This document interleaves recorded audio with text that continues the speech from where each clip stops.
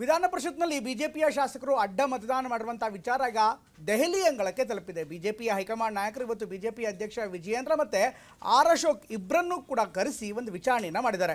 ಸಹಜವಾಗಿ ಅವರ ಬಳಿ ಎಲ್ಲ ಮಾಹಿತಿ ಕೂಡ ಇರುತ್ತೆ, ಯಾವ್ಯಾವ ಶಾಸಕರಿಗಾಗಲೇ ಅಡ್ಡ ಮತದಾನ ಮಾಡಿದ್ದಾರೆ, ಏನೆಲ್ಲ ಆಗಿದೆ, ಇದರ ಬಗ್ಗೆ ವಿವರವಾದಂಥ ಮಾಹಿತಿಯನ್ನು ಮೊದಲೇ ಕಲೆ ಹಾಕಿದ್ರು.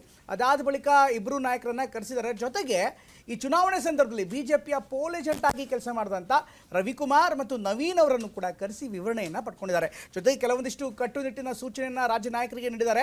25ನೇ ತಾರೀಕು ಒಳಗಡೆ ಹೈಕಮಾಂಡ್ ನಾಯಕರಿಗೆ ವರದಿ ಕೊಡೋದರ ಜೊತೆಗೆ ಇದಕ್ಕೆ ಏನು ಕಾರಣ ಅಂದರೆ ಯಾರ್ಯಾರು ವೋಟ್ ಹಾಕಿದಾರ ಜೊತೆಗೆ ಏನೇನು ಕಾರಣ ಅದನ್ನು ವಿವರವಾಗಿ ನಮಗೆ ಕೊಡಿ, ಉಳಿದಿದ್ದಲ್ಲ ನಮಗೆ ಬಿಡಿ ಅಂತ ಹೇಳ್ತಿದ್ದಾರೆ. ಹಾಗಾದರೆ ಹೈಕಮಾಂಡ್ ಅಂಗಳದಲ್ಲಿ ಆಗಿದ್ದೇನು ನೋಡೋಣ ಬನ್ನಿ ಸ್ಟೋರಿಲಿ.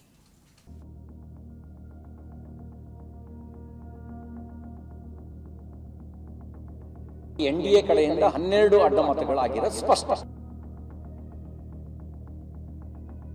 ಯಾರು ಈ ತರ ಮಾಡಿರ್ಬೋದು ಅನ್ನೋ ಅಂಕಿಅಂಶನೂ ಕೂಡ ಅವರ ಹತ್ರ ಮಾಹಿತಿ ಇದೆ.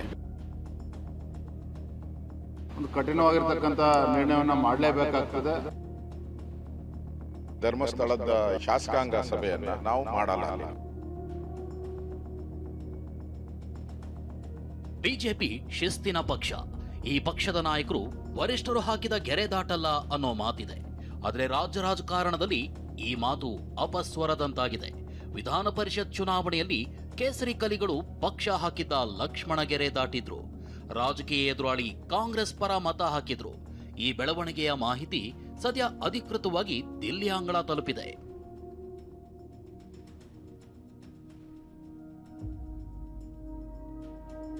ಹೌದು ವೀಕ್ಷಕರೇ, ವಿಧಾನ ಪರಿಷತ್ ಚುನಾವಣೆಯಲ್ಲಿ ಬಿಜೆಪಿಯಿಂದ ನಡೆದ ಅಡ್ಡ ಮತದಾನ ಹೈಕಮಾಂಡ್ ಅಂಗಳಕ್ಕೆ ತಲುಪಿದೆ.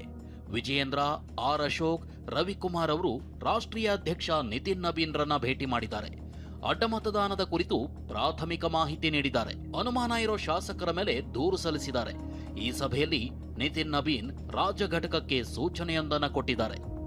ಈ ಪ್ರಕರಣವನ್ನ ಗಂಭೀರವಾಗಿ ಸ್ವೀಕರಿಸಿದ ಹೈಕಮಾಂಡ್ ಜೂನ್ 25ರೊಳಗೆ ಸಂಪೂರ್ಣ ವರದಿ ಸಲ್ಲಿಸುವಂತೆ ಸೂಚಿಸಿದೆ. ಸಿಟಿ ರವಿ ಸಮಿತಿ ವರದಿ ನೀಡುವಂತೆ ರಾಜ್ಯ ಘಟಕಕ್ಕೆ ಸೂಚನೆ ಕೊಟ್ಟಿದೆ. ಕ್ರಾಸ್ ವೋಟ್ ಮಾಡಿದ ಶಾಸಕರ ಹೆಸರು ಸಮೇತ ಮಾಹಿತಿ ಕೊಡಬೇಕು.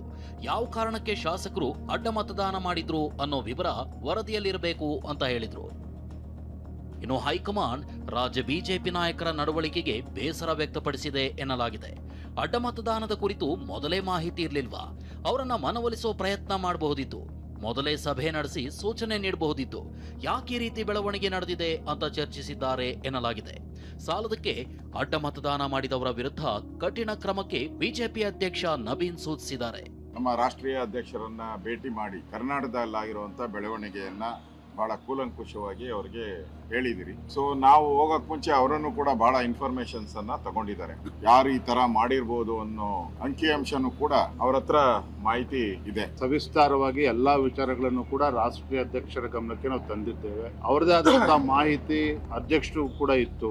ಈ ಪ್ರಕರಣವನ್ನ ಬಹಳ ಗಂಭೀರವಾಗಿ ತೆಗೆದುಕೊಂಡಿದ್ದೇವೆ. ಯಾರು ಅನ್ಯಾಯ ಮಾಡಿದ್ದಾರೆ, ದ್ರೋಹ ಎಸಗುವಂತ ಕೆಲಸ ಮಾಡಿದ್ದಾರೆ, ಒಂದು ಕಠಿಣವಾಗಿರ್ತಕ್ಕಂಥ ನಿರ್ಣಯವನ್ನ ಮಾಡಲೇಬೇಕಾಗ್ತದೆ. ಇನ್ನು ಅಡ್ಡ ಮತದಾನದ ಬಗ್ಗೆ ಸಿಟಿ ರವಿ ನೇತೃತ್ವದ ಸಮಿತಿ ಮಾಹಿತಿ ಸಂಗ್ರಹಿಸಿದೆ. ವರದಿಯನ್ನು ರೆಡಿ ಮಾಡ್ತಿದೆ. ರಾಜ್ಯಾಧ್ಯಕ್ಷರು ಯಾವಾಗ ಹೇಳ್ತಾರೋ ಆವಾಗ ರಿಪೋರ್ಟ್ ನೀಡಲಿದೆ. ಈ ಬಗ್ಗೆ ಬಿಜೆಪಿ ಎಂಎಲ್ಸಿ ಸಿಟಿ ರವಿ ಮಾಹಿತಿ ಹಂಚಿಕೊಂಡ್ರು. ಎನ್ಡಿಎ ಕಡೆಯಿಂದ 12 ಅಡ್ಡ ಮತಗಳಾಗಿರೋ ಸ್ಪಷ್ಟ. ಅದರಲ್ಲಿ ಬಿಜೆಪಿದೆ ಅನ್ನೋದು 4, ಎನ್ಡಿಎದ ಅನ್ನೋದು 8. ನಾವೀಗಾಗಲೇ ಮಾಹಿತಿಯನ್ನು ಸಂಗ್ರಹ ಮಾಡಿದ್ದೇವೆ. ಇವತ್ತು ನಾವು 3 ಜನ ಬೇರೆ ಬೇರೆ ಮೂಲದಿಂದ ಸಂಗ್ರಹಿಸಿರೋ ಮಾಹಿತಿಯ ಕುರಿತಾಗಿ ಚರ್ಚೆ ನಡೆಸಿ ವರದಿಯನ್ನು ತಯಾರು ಮಾಡ್ತಾ ಇದ್ದೀವಿ. ವರದಿ ತಯಾರು ಮಾಡಿದ ನಂತರ ರಾಜ್ಯಾಧ್ಯಕ್ಷರಿಗೆ, ಕೇಂದ್ರದ ನಾಯಕತ್ವಕ್ಕೆ, ರಾಷ್ಟ್ರೀಯ ಅಧ್ಯಕ್ಷರು, ರಾಷ್ಟ್ರೀಯ ಪ್ರಧಾನ ಕಾರ್ಯದರ್ಶಿಗಳಿಗೆ ಈ ವರದಿಯನ್ನ ನಾವು ಕೊಡೋ ಕೆಲಸ ಮಾಡ್ತೇವೆ. ಹೀಗೆ ಒಂದ್ ಕಡೆ ಪಕ್ಷದ ಗೆರೆ ದಾಟಿದವರು ಯಾರು ಅನ್ನೋ ಸತ್ಯ ಶೋಧನೆ ನಡೆಯುತ್ತಿರುವಾಗಲೇ ವಿಜಯೇಂದ್ರ ಹೇಳಿಕೆಯೊಂದನ್ನು ಕೊಟ್ಬಿಟ್ಟಿದ್ರು. ಧರ್ಮಸ್ಥಳದಲ್ಲಿ ಆಣೆ ಪ್ರಮಾಣ ಮಾಡಿಸಬೇಕು ಅಂತಿದ್ರು. ಆದರೆ ಪಕ್ಷದೊಳಗೆ ಒಮ್ಮತ ಮೂಡದ ಕಾರಣಕ್ಕೆ ಈ ನಿರ್ಧಾರದಿಂದ ಹಿಂದೆ ಸರಿದಿದ್ದಾರೆ. ನನ್ನ ಅಭಿಪ್ರಾಯವನ್ನ ನಾನು ತಿಳಿಸಿದ್ದೇನೆ. ಅಂತಿಮವಾಗಿ ವಿಪಕ್ಷ ನಾಯಕರು ಆರ್ ಅಶೋಕ್ ರವರು ಎಲ್ಲರ ಚರ್ಚೆ ಮಾಡಿ ಅವ್ರ ತೀರ್ಮಾನ ತೆಗೆದುಕೊಳ್ಳಿ. ನನ್ನ ಅಭಿಪ್ರಾಯ ತಿಳಿಸಿದ್ದೇನೆ. ನಾವು ಈಗ ಧರ್ಮಸ್ಥಳದ ಏನು ಶಾಸಕಾಂಗ ಸಭೆಯನ್ನ ನಾವು ಮಾಡಲ್ಲ. ಅಲ್ಲಿ ಧರ್ಮಸ್ಥಳವಾಗಿ ಇರಲಿ. ಉಳಿದಂತೆ ನಮ್ಮ ಸಮಸ್ಯೆ ಇದೇನಿದೆ ಅದನ್ನ ನಮ್ಮ ರಾಷ್ಟ್ರೀಯ ನಾಯಕರ ಗಮನಕ್ಕೂ ತರ್ತೀರಿ. ಆದ್ರೆ ಕಾಂಗ್ರೆಸ್ ನಾಯಕರು ಧರ್ಮಸ್ಥಳಕ್ಕೆ ಹೋಗ್ತೀನಿ ಅಂದವರು ದೆಹಲಿಗೆ ಯಾಕೆ ಹೋದ್ರು ಅಂತ ಲೇವಡಿ ಮಾಡಿದ್ದಾರೆ. ಧರ್ಮಸ್ಥಳ ಹೋಗೋರು ಡೆಲ್ಲಿಗೆ ಯಾಕೆ ಹೋದ್ರು? ಅದು ಅವ್ರ ಪಕ್ಷದ ವಿಚಾರ.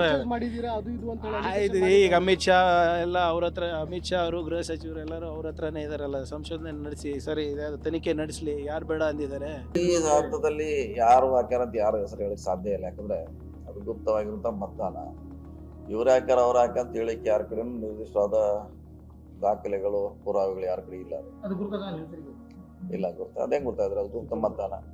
ರಾಜ್ಯಸಭೆ ಆದ್ರೆ ತೋರ್ಸಿ ಹಾಕ್ಬೇಕ್ರೆ, ಇದಿಲ್ಲ ಗುಪ್ತನಂತೆಲ್ಲ ಗುಪ್ತ ಆಗಿಬಿಡ್ತು. ರಾಜಕೀಯ ಜಟಾಪಟಿಗಳೇನೇ ಇರಲಿ, ಸದ್ಯ ಬಿಜೆಪಿ ರಾಷ್ಟ್ರೀಯ ಅಧ್ಯಕ್ಷರಿಗೆ ಅಡ್ಡ ಮತದಾನದ ಪ್ರಾಥಮಿಕ ಮಾಹಿತಿ ತಲುಪಿದೆ. ಸತ್ಯಶೋಧನಾ ಸಮಿತಿಯ ಸಂಪೂರ್ಣ ವರದಿ ಬಳಿಕ ಸತ್ಯಾಂಶ ಹೊರಬರಬಹುದು. ಆಗ ಪಕ್ಷ ಯಾವ ನಿರ್ಧಾರ ತೆಗೆದುಕೊಳ್ಳುತ್ತೆ ಅನ್ನೋದು ಕುತೂಹಲ ಮೂಡಿಸಿದೆ. ಮಹೇಶ್, ಟಿವಿ9, ನವದೆಹಲಿ.